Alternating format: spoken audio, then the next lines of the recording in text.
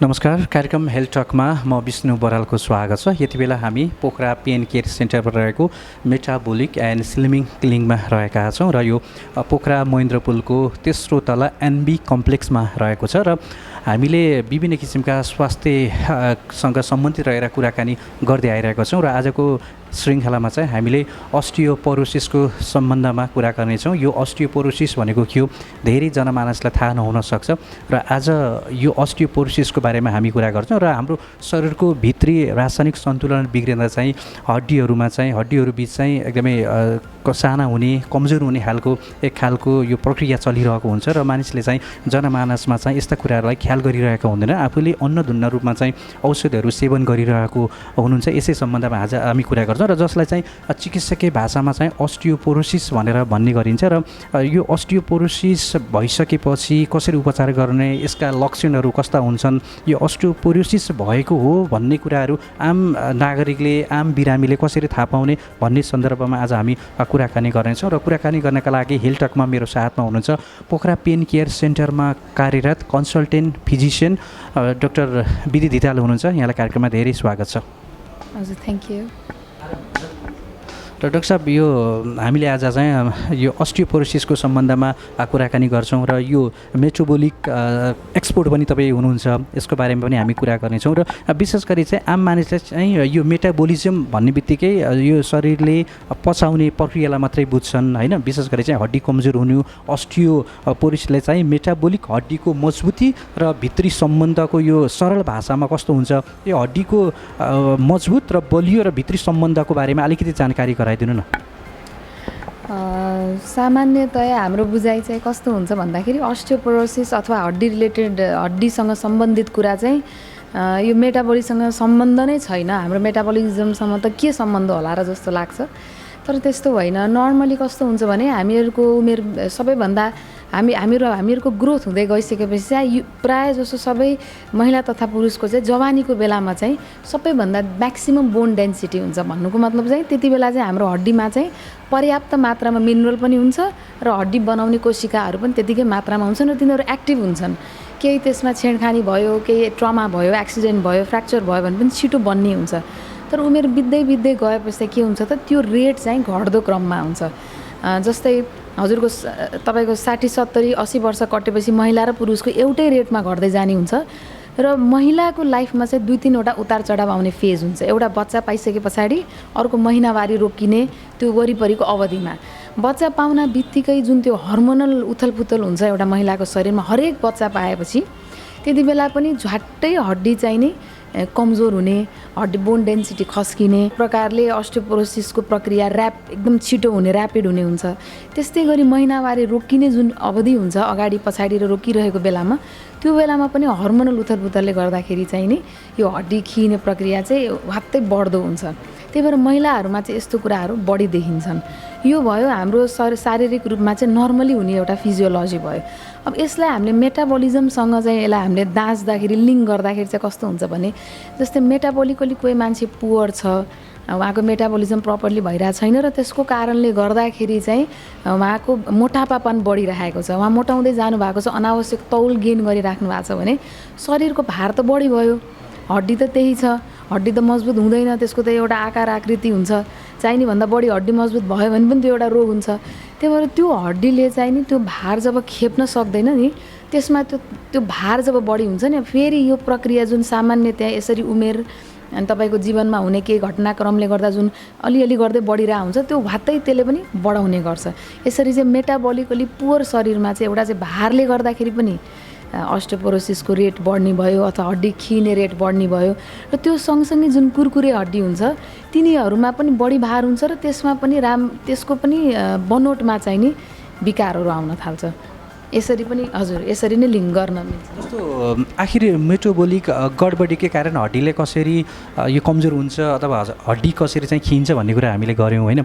जस्तो कि अब हाम्रो शरीरमा हर्मोनको कारणले गर्दा चाहिँ होइन, हर्मोन बिग्रिँदा चाहिँ अस्टियोपोरोसिस चाहिँ जोखिम बढ्ने कतिको खतरा रहन्छ र विशेष गरी चाहिँ यो कुन उमेर समूहको मानिसलाई हुन्छ। अघि तपाईँले भन्नुभयो जस्तै गरी अलिकति महिनावारी भएको, प्रेग्नेन्सीको अवस्था पछिको पार गरिसकेपछिको अवस्थामा भनेर भन्नुभयो र यस्तो अवस्था आउन निको लागि र उपचार विधि पनि हुनसक्छ होइन, यसबारेमा पनि अलिकति जानकारी गराइदिनु न। हजुर, अब अरू हर्मोनल भन्दाखेरि चाहिँ नि जस्तै तपाईँको थाइरोइड स्टेटसमा पनि तलमाथि हुँदाखेरि पनि त्यसको पनि हाम्रो चाहिँ यो बोन हड्डीभित्र कस्तो हुन्छ भने हड्डीभित्र दुईवटा किसिमका कोशिका हुन्छ। एउटा कोशिका हुन्छ जसले हड्डीलाई बनाउँछ, एउटा कोशिका हुन्छ जसले अनावश्यक कुरालाई चाहिँ फालिरहेको हुन्छ। त्यो जुन अनावश्यक प्रक्रियालाई चाहिँ नि फाल्ने काम गर्ने सेल हुन्छ, त्यसको प्रक्रिया चाहिने भन्दा बढी भयो भने चाहिँ राम्रो चाहिने हड्डीको मिनरल, हड्डीको एउटा भित्रको स्ट्रक्चर पनि त्यसले चाहिँ वास आउट गरिदिन्छ कि। त्यही भएर यो प्रक्रियामा तलमाथि गराउने चाहिँ स्पिडलाई तलमाथि हर्मोनल लोचाले गराउने भयो। जस्तै थाइरोइड पनि बढी मात्रामा छ शरीरमा अथवा कम मात्रामा छ भने त्यसको पनि इफेक्ट हुन्छ। त्यस्तै गरी हाम्रो शरीरमा एन्ड्रोजेनिक हर्मोनहरू हुन्छन्, त्यसको पनि बढी र कम मात्रामा पनि त्यसमा चाहिँ त्यसको असर परिरहेको हुन्छ। त्यसै गरी अब जस्तै कसैलाई मधुमेह छ भने मोटापा अलावा त्यो बाहेक पनि जसको मधुमेह राम्ररी कन्ट्रोलै भएको छैन, औषधिको, खानपिनको, इन्सुलिनको सबैको चाहिँ प्रयोगले पनि चाहिँ उसको चाहिँ सुगरको लेभल कन्ट्रोल छैन भने त्यसमा पनि शरीरमा एकदमै विषादी किसिमका प्रोडक्टहरू बन्न थाल्छन् र त्यसले पनि त्यो हड्डी बन्नमा पनि कमजोरी गराउँछ। त्यसै गरी हजुरको मृगौलामा समस्या भएका मान्छेहरूको पनि त्यो बोन मिनरल मेटाबोलिजममा प्रब्लम आउँछ। यस्तो प्रकारले चाहिँ नि हर्मोनल डिसब्यालेन्सहरूले गर्दाखेरि चाहिँ हजुरको चाहिँ प्रब्लमहरू आउँछ। जस्तै मस्तिष्कबाट पिट्युटरी ग्ल्यान्डबाट निस्किने कतिपय हर्मोनहरूको पनि तलमाथिको अवस्थाले हुनसक्छ। त्यस्तै हाम्रो मृगौलाको माथि एउटा सानो ग्ल्यान्ड हुन्छ, एड्रिनल ग्ल्यान्ड भन्ने, त्यसबाट बन्ने हर्मोनहरूको पनि लोचाले गर्दाखेरि पनि हड्डीमा विकार आउँछ। त्यही भएर को चाहिँ एकदम भनौँ न त्यसको अर्कै मेकानिजम जस्तो लाग्छ, तर त्यो होइन। हाम्रो जुन नर्मल शरीरभरिका जुन यो हर्मोन यो सिस्टम छ त्यसैले नै त्यसको बनावटमा चाहिँ त्यसको रोल हुन्छ कि। अनि त्यसमा हामीले चाहिँ कन्ट्रोल गरेनौँ भने चाहिँ हड्डी कमजोर हुने भयो। अब यसले कस्तो किसिमले देख्छ त भन्दाखेरि एउटा म्याक्सिमम देख्ने एज ग्रुप भनेको चाहिँ एउटा चाहिँ प्रौढ अवस्थामा गइसकेपछि, त्यो चाहिँ महिला र पुरुषमा चाहिँ सेम हुन्छ 70-80 वर्ष पछाडि, किनभने उहाँ वृद्ध भइसकेका हुनुहुन्छ। अनि यसै पनि उमेर अनुसार त मान्छे खिँदै जान्छ। त्यो खिने प्रक्रियाका साथसाथ हर्मोनल तलमाथि भयो जसले मेटाबोलिजमलाई पनि बिगार्छ, बोन मेटाबोलिजमलाई पनि बिगार्छ। उहाँहरूमा देखिन्छ, उहाँहरूमा चाहिँ प्रायः जस्तो सानो चोटपटकले फ्र्याक्चर लिएर आउनुहुन्छ। बसिरहेको थिएँ, यसरी हात ठोकियो, यहाँ फ्र्याक्चर भयो भने चाहिँ यो रेडियल यो भागमा चाहिँ फ्र्याक्चर लिएर प्रायः जस्तो महिलाहरू आउन सक्नुहुन्छ। त्यसै गरी पुरुषहरूमा चाहिँ नि धेरै जस्तो हिप फ्र्याक्चर लिएर आउनुहुन्छ, जुनलाई म्यानेज गर्न एकदमै कठिन हुन्छ र गाह्रो हुन्छ। त्यसपछि अलिकति उमेर कम गराउँदै आउँदाखेरि चाहिँ यो महिनावारी रोकिने वरिपरिको महिलाहरू आउनुहुन्छ। उहाँहरू पनि त्यस्तै सानो ट्रमाले गर्दाखेरि चाहिँ फ्र्याक्चर लिएर आउनुहुन्छ। त्यसरी नै थाहा पाइन्छ प्रायः। नत्र चाहिँ अब रेगुलर चेकअप गराउँदै आउँदाखेरि चाहिँ आफ्नो एकदम हुन्छ नि सबै हेरौँ भनेर कि त आउँदाखेरि पत्ता लाग्नु पर्यो। अनि त्यसै गरेर चाहिँ अर्को हड्डी खिएर, जस्तै ढाडको हड्डी खिएर चाहिँ नसा च्यापिएर ढाड दुख्यो भनेर, खुट्टा सिल्का हान्यो भनेर, खुट्टातिर पनि झमझमायो, दुख्छ पनि, रातभरि सुत्न सक्दिनँ भनेर आउनुहुन्छ। नसा च्यापिन त च्यापियो, तर किन च्यापियो भन्दाखेरि जुन त्यो खिएको हड्डी छ, खिएको हड्डी खिसकेपछि कस्तो हुन्छ भने जस्तै तपाईँको सिमेन्ट लगाइएको वालमा एक मुक्का हान्दिएपछि, एक बेक्सनी फलामले ठोकेपछि त्यो त्यहाँ पाल पर्छ अनि त्यो सर्फेस कस्तो दरदर हुन्छ नि, त्यो छोयो भने पनि रफ हुन्छ। त्यस्तो किसिमको आकृति भइदिन्छ कि। अनि त्यस्तो ठाउँबाट पास भएको रक्तनली र नसाहरू चाहिँ नि हजुर त्यसलाई चाहिँ झन हुने भयो के, इरिटेट हुने भयो। त्यो इरिटेसन चाहिँ हामीले झमझमायो, पोल्यो, भतभतायो, दुख्यो भनेर चाहिँ हामीले त्यो फिल गर्छौँ। तर भइराखेको चाहिँ खिएको हड्डीबाट पास भएको नसा इरिटेट भएर भए हुन्छ भनेपछि उपचारमा त नसालाई मात्र गरेर भएन, हड्डीको पनि सँगसँगै उपचार हुने भयो।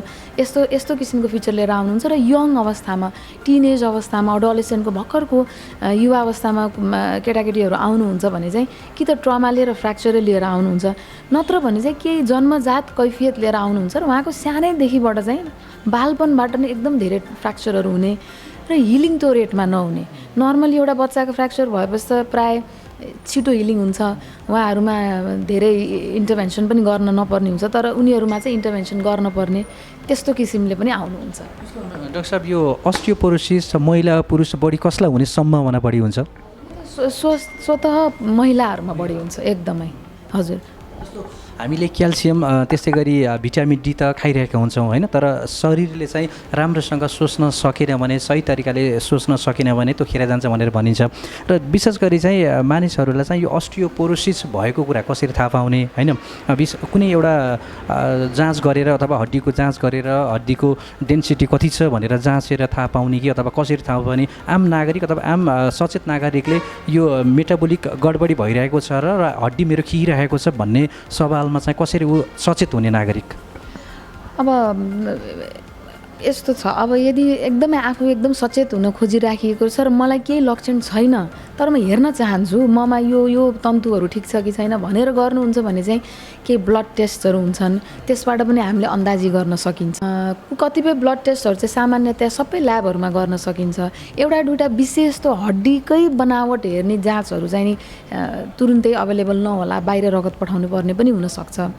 नत्र भने चाहिँ हामीहरूले शङ्खाको घेरामा राखिएको जुन पपुलेसन छ जसलाई विशेष कुनै मेटाबोलिक एरर छ अथवा कुनै अरू केही रोग छ जसले गर्दा उहाँको बोन मेटाबोलिजममा असर गरिरहेछ भने चाहिँ उहाँहरूलाई चाहिँ हामीहरूले ती रगतका जाँच बाहेक चाहिँ हामीले बोन मिनरल डेन्सिटी हेर्नको लागि चाहिँ हामीले यो बोन डेन्सिटी हेर्नको लागि चाहिँ हामीले केही जाँचहरू पठाउँछौँ। त्यसमा चाहिँ हामीले सिटी स्क्यानको सहायताले चाहिँ हामीले यो थाईको एउटा हड्डी अथवा ढाडको तल्लो हामीहरूको स्पाइनको हड्डी अनि त्यसै गरी यहाँनिरको हड्डीको चाहिँ नि डेन्सिटी हेरेर पनि हामीले चाहिँ अनुमान लगाउँछौँ कि अस्टियोपोरोसिस भनेको चाहिँ खासमा एकदम पछाडिको स्टेज हो कि त्यो चाहिँ अलिक नराम्रो भइसकेको अवस्था हो। त्यो हुन अगाडि अस्टियोपेनिया भन्ने स्टेज आउँछ। त्यसले चाहिँ हामीलाई अब त्यतातिर गइरहेको छ है भनेर चाहिँ हामीलाई अनुमान दिन्छ। त्यही भएर त्यो स्टेज हेरेर चाहिँ अनि हामीले त्यसमा चाहिँ अब कसरी अगाडि बढाउने उपचार अथवा कतिपय केसहरूमा त तपाईँको उपचारै चाहिँदैन, तपाईँको बडी फिजिकल ट्रेनिङ कस्तो किसिमको एक्सर्साइज त्यसले मात्र पनि मांसपेशी हाड जोड्नेहरूलाई चाहिँ नि सही ठाउँमा लिएर आउन सकिन्छ। एक स्टेप अगाडि बढेछ भने अवश्य पनि औषधि प्रयोग गर्नु। हड्डीको डेन्सिटीको जाँच नि होइन, जाँच हुन्छ हड्डीको जाँच अघि भन्नुभयो तपाईँले होइन, यो जाँच कुन उमेर समूहमा बढी जाँच्नुपर्ने आवश्यक देखिन्छ अथवा अलिकति प्रौढ भइसकेपछि अथवा जवान अवस्थामा अलिकति अझै वृद्ध भइसकेपछि जाँच्ने कि कुन अवस्थामा जाँच्दाखेरि अझै फाइदा हुन्छ? प्रायः जस्तो त हामीहरूले त्यही शङ्खाको घेरामा राखिएको पपुलेसनलाई चाहिँ हामीले गराउँछौँ नै, नत्र अब उमेर अनुसार हेर्नै पर्ने भनेको चाहिँ हेर्नै पर्ने चाहिँ यो खास होइन। यो चाहिँ होल बडी स्क्यानमा जस्तै आजकल एकदम यो होल बडीको प्याकेज आइरहेको छ, यो पनि गर्ने त्यो पनि गर्ने, त्यसमा खास यो पर्दैन। यो एउटा रेडिएसन फाल्ने जाँच हो, रेडिएसन त सकभर हामीले दिनै खोज्दैनौँ। त्यही भएर यदि त्यो शङ्खाको घेरामा हुनुहुन्छ भने हामीले पठाउँछौँ, नत्र भने चाहिँ जुन रगतबाटै जुन मूल्याङ्कन गर्न सकिन्छ, एउटा हुन्छ नि अनुमान गर्न सकिन्छ, त्यो भने फाटाफुट्टा पठाइराखिया हुन्छ। नत्र सबैलाई सबै पठाउनुपर्छ भन्ने चाहिँ मेरो पर्सनल मान्यता चाहिँ होइन। जसलाई जे आवश्यक छ उसलाई त्यो गराउनुपर्छ जस्तो लाग्छ। तर कुनै एज ग्रुप भन्नुहुन्छ भने चाहिँ त्यही अब वृद्धावस्थामा भएको मान्छेहरूकै गराउने हो। र अहिले मैले देखेको ट्रेन्ड चाहिँ अथवा पहिला सायद उपचार समयमा नभएर नदेखिया होला, अहिले सबैजना अवेर भएर देखियो होला, बच्चा पाइसकेको यङ महिलाहरू बच्चा 2-3 वर्षको भएपछि असाध्य ढाड दुखेर जिउहरू कटकट काट्यो भनेर हिँड्नै सक्दिनँ भनेर अनि एकदम त्यस्तो किसिमको सिम्टम लिएर आउनुहुन्छ र उहाँको हेर्दाखेरि चाहिँ हड्डीहरू एकदम धेरै खिइसकेको, त्यो तपाईँले भने जस्तो अस्टियोपोरोसिसकै लेभलमा पुगिसकेको चाहिँ एकदम धेरै देखिरहेको छ। जुन पहिला चाहिँ अब खासै हामीले त्यो सोच्दा पनि सोचिँदैन थियो होला, तर अहिले त्यस्तो केसहरू चाहिँ एकदम धेरै हुनुहुन्छ। हाम्रो खानपान र यो निष्क्रिय जीवनशैलीले पनि धेरै रोगहरूलाई चाहिँ असर त गरिरहेको हुन्छ। यो अस्टियोपोरोसिसलाई चाहिँ कसरी यसले असर गरिरहेको हुन्छ? जस्तो अब हर्मोनकै गडबडी भयो भने हर्मोन रिप्लेसमेन्ट गरेर चाहिँ यो अस्टियोपोरोसिसलाई चाहिँ पहिलेको अवस्थामा फर्काउन सकिने अथवा यसलाई निको पार्ने अवस्था रहन्छ रहँदैन? पहिला खानपानको कुरा गरौँ। खानपानमा पनि जस्तै अब तपाईँको चुरोट धेरै सेवन गर्ने, धेरै धुवामा बस्न पर्ने मान्छेहरूको पनि हड्डी खिने प्रक्रिया चाहिँ नगर्ने मान्छेको भन्दा हाई हुन्छ। त्यही गरेर अब जस्तै तपाईँको पेटमा चाहिँ गडबड छ, तपाईँ एसिडिटी बढी हुने, यो हामीले ग्यास्ट्रिक भनेर ग्यास्ट्राइटिस बढी हुने मान्छेहरू, त्यस्तै पेटमा एसिडको प्रोडक्सन धेरै हुने मान्छेहरूमा पनि र त्यसलाई प्रयोग गरिएको औषधिबाट पनि चाहिँ त्यसको कोरिलेसन पनि देखिएको छ। त्यसै गरी अब धेरै रगत बग्ने, रगतको केही कारणवश कमी भएको मान्छेहरू धेरै कारणले गर्दा, कारण जेसुकै होस् रगतको कमी भएर पनि बोनको हेल्थमा चाहिँ प्रब्लम भएको देखिएको छ। त्यस्तै गरी अब लाइफस्टाइल भन्ने हो भने चाहिँ बोन भनेको हड्डी भनेको एउटा डाइनामिक अर्गेन हो कि यो यसमा तलमाथि भइरहेको हुन्छ र त्यसलाई राम्रो बनाउनको लागि चाहिँ एउटा लेभलको फिजिकल एक्टिभिटी चाहिन्छ। अब हड्डी कमजोर भयो अब कहीँ जाँदिनँ ठोक्यो कि फ्र्याक्चर हुन्छ त्यस्तो भनेर त भएन नि, त्यसलाई पनि बनाउनु पऱ्यो। त्यसको वरिपरि पनि मांसपेशी हुन्छ, तन्तुहरू हुन्छ, त्यसलाई चलायमान बनाउने र मांसपेशीलाई स्ट्रङ बनाउने पनि हाम्रो दायित्व हुन्छ। त्यही भएर लाइफस्टाइल पनि त्यसरी आयो। अब अर्को आयो हर्मोन रिप्लेसमेन्ट। जस्तै अब विभिन्न हर्मोनहरूको कारणले गर्दा भएको छ भने हर्मोन रिप्लेस गरेर अथवा हर्मोनको ओभर मात्रा छ भने त्यसलाई सप्रेस गरेर पनि बोनको चाहिँ इन्भाइरोमेन्टलाई राम्रो त बनाइन्छ। तर यो जुन विशेष हर्मोन रिप्लेसमेन्ट भन्नुभयो यो चाहिँ प्रायः जस्तो महिनावारी रोकिसकेको महिलाहरूमा चाहिँ गरिराखिएको हुन्छ। किन भन्दाखेरि उहाँहरूको हड्डी मात्र होइन कि प्रायः उहाँहरू अरू लक्षण लिएर आउनुहुन्छ र उहाँहरूलाई त्यो टलरेट गर्न गाह्रो हुन्छ र उहाँहरूको बडी वेट अनुसार स्लाइट मात्रामा चाहिँ हर्मोन रिप्लेसमेन्ट गरेपछि त्यो लक्षण पनि जाने, मुटुलाई पनि राम्रो हुने, हड्डीलाई पनि राम्रो हुने गर्छ। अर्को चाहिँ आजकल चाहिँ अब त्यही हामीहरू अवेर भएर पनि होला महिला पुरुष दुवैमा चाहिँ नि यो टेस्टोस्टेरोनको सप्लिमेन्ट गरेर पनि एउटा त आफ्नो हड्डी बनाउने त्यो भइहाल्यो, त्यो सँगसँगै आफूलाई एनर्जेटिक राख्न, आफ्नो युथफुल राख्न पनि त्यस्तो किसिमको हर्मोन रिप्लेसमेन्टहरू पनि हुनलाई भइरहेको हुन्छ। यो रोग लागेपछि यसलाई निको पार्न सकिन्छ कि केवल यसलाई नियन्त्रण मात्रै गर्न सकिन्छ? अब यो त कति डिग्रीको छ भनेर हेर्नुपर्छ।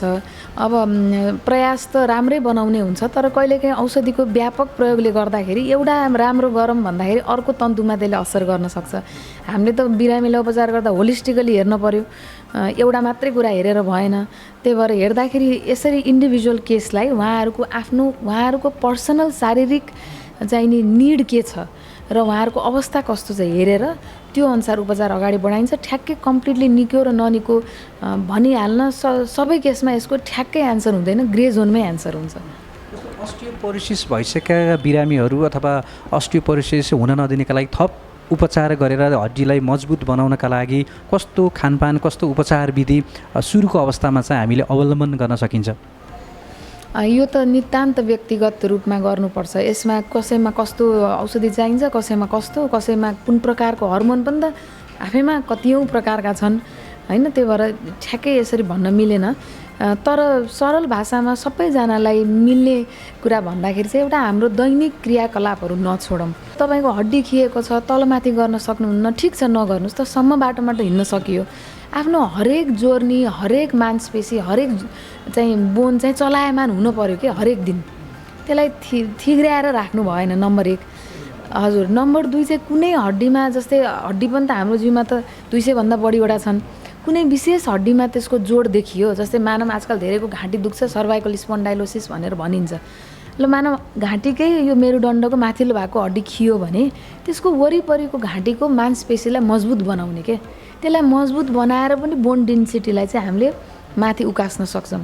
तर त्यसको लागि कस्तो किसिमको एक्सर्साइज चाहिँ अब विशेष उहाँको के कम्प्लेन छ, कहाँनिर के छ हेरेर एउटा डक्टर प्लस फिजियोथेरापिस्टको सल्लाह अनुसारको चाहिँ नि एक प्रकारको एक्सर्साइज गरिएको हुन पर्यो। अब खानपानमा अब हामीले भन्ने त अब calcium, vitamin D, phosphorus, magnesium यिनीहरूसँगै मिलेर प्लस भाइटामिन सी यिनीहरू सबै मिलेर चाहिँ हाम्रो बोन बनेको हुन्छ।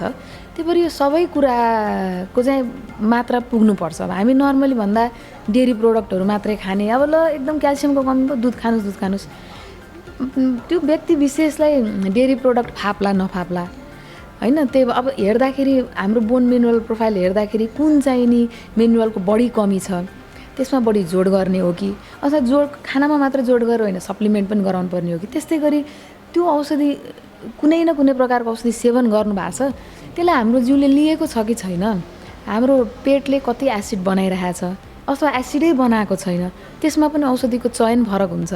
त्यही भएर क्याल्सियम आफै मार्केटमा 20-30वटा छ, 20-30वटा पक्कै पनि यसै त आएन होला नि। कुनै सिट्रेट छ, कुनै एसिटेट छ, कुनै कार्बोनेट छ, त केही कारणले बनाइएको छ। त्यही भएर व्यक्ति विशेषलाई नै हेरेर चाहिँ कुनै औषधि तोकेर भन्दा ठिक होला। नत्र ओभरअलमा भन्दा व्यायाम नछोड्नुहोस्, निष्क्रिय लाइफ नगर्नु, स्ट्रेस नलिनु, यो सबैमा चाहिँ एकदम युनिभर्सली लागू हुने भयो क्या यिनी कुराहरू। हामी कार्यक्रमको अन्त्यमा पनि आएका छौँ र बिरामीहरूलाई चाहिँ आजैदेखि चाहिँ यो अस्टियोपोरोसिस हुन नदिनका लागि अथवा आफ्नो जीवनशैलीमा परिवर्तन गर्नका लागि यहाँले के सन्देश दिन चाहनुहुन्छ? म यही भन्न चाहन्छु कि सबैजनालाई चाहिँ एकदम एक्टिभ भएर बस्नुहोस्, आफूले सके जतिको एक्टिभनेसमा कमी नल्याउनुहोस्। कमसेकम पनि गनेर दिनमा 15 देखि 30 मिनट आफूलाई चलायमान राख्नुहोस् र स्वास्थ्य खाना सेवन गर्नुहोस्, धेरै जङ्क फुडहरूमा नलाग्नुहोस्, पानीको सेवन पर्याप्त मात्रामा गर्नुहोस् र निद्रा पुर्याउनुहोस्। यो त छुटाउने कुरै छैन। यस्तो समयको बावजुद पनि हामीलाई समय प्रदान गरिदिनु भयो, यहाँलाई धेरै धेरै धन्यवाद दिन चाहन्छु। Thank you so much. Thanks. र आजको कार्यक्रममा हामीले चाहिँ अस्टियोपोरोसिसको सम्बन्धमा कुरा गऱ्यौँ र अस्टियोपोरोसिसले के कस्ता शरीरमा असर पुर्याउँछ भन्ने सम्बन्धमा आज हामीले कुरा गऱ्यौँ र पोखरा पेन केयर सेन्टरमा कार्यरत मेटाबोलिक एन्ड स्लिमिङ क्लिनिकमा कार्यरत डाक्टर विधि धितालसँग आज हामीले कुरा गऱ्यौँ। उहाँ मेटाबोलिक एक्सपर्ट पनि हुनुहुन्छ, कन्सल्टेन्ट फिजिसियन तथा मेटाबोलिक एक्सपर्ट हुनुहुन्छ। उहाँसँग हामीले कुराकानी गऱ्यौँ। अर्को श्रृङ्खलामा फेरि हामी अन्य विषयमा रहेर कुराकानी गर्नेछौँ। आजको श्रृङ्खलाबाट हाम्रो सम्पूर्ण टिमलाई बिदा दिनुहोस्। हवस् त, नमस्कार।